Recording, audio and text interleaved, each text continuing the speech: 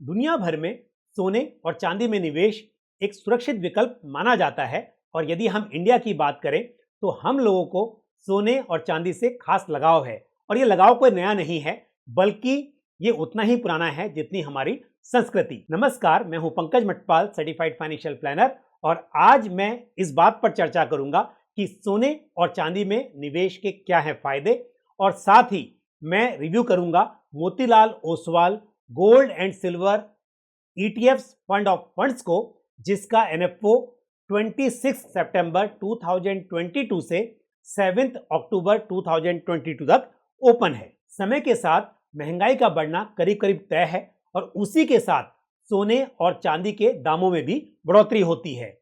इसीलिए सोने और चांदी में निवेश को हेज अगेंस्ट इन्फ्लेशन भी कहा जाता है। परिवार में बच्चे का जन्म हो या फिर शादी या फिर कोई त्योहार हो, हमेशा सोने और चांदी की डिमांड देखी जा सकती है। महंगाई बढ़ने से समय के साथ पैसे की वैल्यू कम होती जाती है। यदि हम देखें तो ईयर 2000 में जो 5,000 रुपए थे उसकी वैल्यू आज घटकर करीब 1,200 रुपए हो गई है। और वहीं यदि किसी व्यक्ति ने 5,000 रुपए का सोना खरीदा होता ईयर 2000 में तो उसकी वैल्यू आज करीब 53,000 रुपीस के आसपास होती। इंडिया सोने का सेकंड लार्जेस्ट कंज्यूमर है और यदि चांदी की बात की जाए तो वर्ल्ड में सिल्वरवेयर यानी कि चांदी के बर्तनों की जो टोटल डिमांड है उसका 57% कंजम्पशन सिर्फ इंडिया में होता है। चांदी का इस्तेमाल ज्वेलरी के अलावा रिन्यूएबल एनर्जी, इंडस्ट्रियल और इलेक्ट्रॉनिक्स में होता है और मैं आपको बता दूं कि 80% डिमांड ज्वेलरी और सिल्वरवेयर को छोड़कर बाकी जगहों से आती है। Solar panel, medical instruments, switches, satellites, इन सभी में चांदी का इस्तेमाल होता है। और एक खास बात यह है कि सिल्वर और गोल्ड का इक्विटी के साथ पुअर कोरिलेशन है। इसका मतलब यह हुआ कि यदि एक असेट क्लास बहुत अच्छा परफॉर्म नहीं कर रहा है तो उस वक्त पर दूसरे असेट क्लास से अच्छी परफॉर्मेंस की उम्मीद की जा सकती है। यदि दो असेट क्लास के बीच कोरिलेशन बहुत अच्छा होगा तो या तो दोनों असेट क्लासेस बहुत अच्छा परफॉर्म करेंगे या फिर दोनों खराब परफॉर्म करेंगे। और इसीलिए हम डाइवर्सिफिकेशन पर जोर देते हैं ताकि यदि पोर्टफोलियो में अलग अलग तरह के एसेट क्लासेस होंगे तो इससे ये जो जोखिम है वो कम हो जाता है। जहां एक और गोल्ड की हाई इकोनॉमिक वैल्यू है और इसमें हाई लिक्विडिटी है, वहीं सिल्वर में जो वॉलेटिलिटी है, उतार चढ़ाव है, वो थोड़ी अधिक देखी जाती है। लेकिन यदि गोल्ड और सिल्वर की कंबाइंड परफॉर्मेंस को देखा जाए तो बुल, बियर या फिर रिकवरी सभी तरह के मार्केट साइकिल में एक अच्छी परफॉर्मेंस देखी गई है। 1 जनवरी 2008 से 27 फेब 2009 के बीच सब प्राइम क्राइसिस में जहां S&P 500 का रिटर्न नेगेटिव रहा, यानी कि वहां पर 33.6% की गिरावट देखी गई, वहीं निफ्टी 500 ने 60.1% का नेगेटिव रिटर्न दर्ज किया।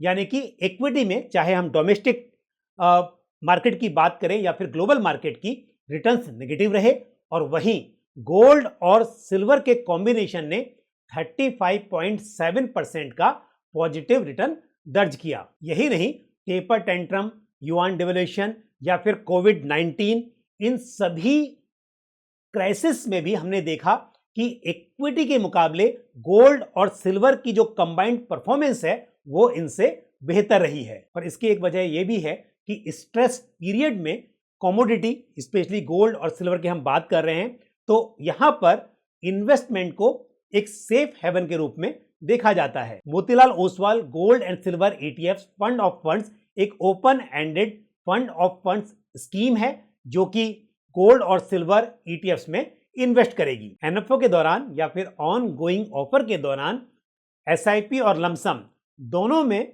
500 रुपीज से इन्वेस्टमेंट की शुरुआत की जा सकती है और यदि आप अधिक अमाउंट इन्वेस्ट करना चाहते हैं तो 1 रुपये के मल्टीपल्स में इसे बढ़ाया जा सकता है। और जैसा मैंने शुरुआत में भी कहा कि NFO 26 सितंबर 2022 से लेकर 7 अक्टूबर 2022 के बीच ओपन रहेगा और 13 अक्टूबर 2022 को यूनिट्स इन्वेस्टर्स को अलॉट होंगी। स्कीम में कोई एंट्री लोड नहीं है, लेकिन यदि यूनिट अलॉट होने के 15 डेज के अंदर यूनिट्स को रिडीम किया जाता है तो वहां पर 1% का एग्जिट लोड एप्लीकेबल होगा और 15 डेज यूनिट्स को होल्ड करने के बाद आप यदि यूनिट्स को रिडीम करते हैं तो वहां पर कोई एग्जिट लोड एप्लीकेबल नहीं है। Motilal Oswal gold and silver ETFs fund of funds में गोल्ड और सिल्वर का रेशियो 70:30 होगा, यानी कि गोल्ड में 70% एलोकेशन और सिल्वर में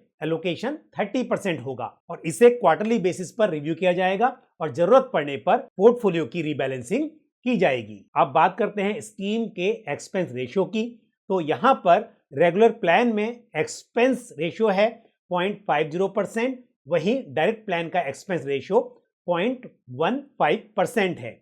और क्योंकि एक फंड ऑफ फंड्स स्कीम है तो अंडरलाइंग फंड का जो एक्सपेंस रेशियो होगा वो भी इन्वेस्टर्स को एडिशनली बेयर करना होगा। सोने और चांदी की अच्छी डिमांड और इक्विटी के साथ इसका पुअर कोरिलेशन, इन बातों के आधार पर इन्वेस्टर्स को इस तरह के फंड्स में इन्वेस्ट करने पर विचार करना चाहिए। तो ऐसे इन्वेस्टर्स जिनके पोर्टफोलियो में गोल्ड और सिल्वर नहीं है वो Motilal Oswal gold and silver ETFs fund of funds में इन्वेस्ट करने पर विचार कर सकते हैं। मुझे उम्मीद है ये जानकारी को पसंद आई होगी।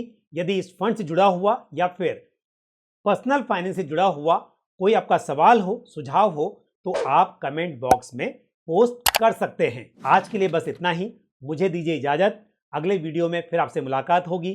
Thank you. जय हिंद। म्यूचुअल फंड निवेश बाजार जोखिमों के अधीन है। योजना से संबंधित सभी दस्तावेजों को ध्यान से पढ़ें।